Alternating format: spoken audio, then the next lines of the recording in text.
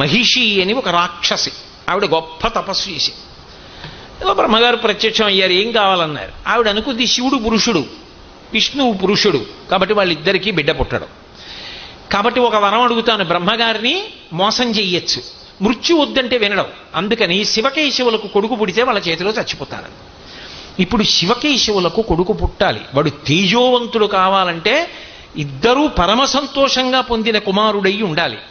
అందుకని కాముణ్ణి ప్రయోగించి మోహినీ అవతారంలో తన అందాన్ని విష్ణుమూర్తికి ఇచ్చి పరమశివుణ్ణి ఆకర్షింపచేసి వాళ్ళిద్దరి యొక్క అన్యోన్యత కారణంగా శివకేశవులకు స్వామి అయ్యప్ప పుట్టేటట్టుగా చేసి అయ్యప్ప వలన మహిషి సంహారం చేయించి లోకములను కాపాడింది.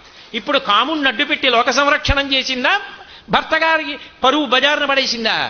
స్వామి అయ్యప్ప ధర్మశాస్త్ర అన్న పేరుతో పరమశివుడి కుటుంబంలో ఒక సభ్యుడయ్యాడు కాబట్టే శివ పాదాది కేశాది స్తోత్రం అని చెప్పి అందులో ఆ కేశాంత స్తోత్రం అని, ఆ స్తోత్రంలో ధర్మశాస్త్ర పరమశివుని యొక్క కుమారుడు అని శంకర భగవత్పాదులు వర్ణించారు. పైగా శంకరాచార్యులు వారు కేరళ రాష్ట్రం నుంచే వచ్చారు, అయ్యప్ప స్వామి కేరళ రాష్ట్రం నుంచే వచ్చారు, అదో విశేషం. అందుకే కదూ ఇప్పటికే ఆ శివాలయం మీద ముందు పార్వతీ పరమేశ్వరుడు కూర్చుంటే యువతల పక్కన అయ్యప్ప స్వామి కూర్చుని ఉంటారు. కాబట్టి ఇప్పుడు ధర్మశాస్త్ర జననమునకు కారణమై ఆ తల్లి ఏం చేసింది,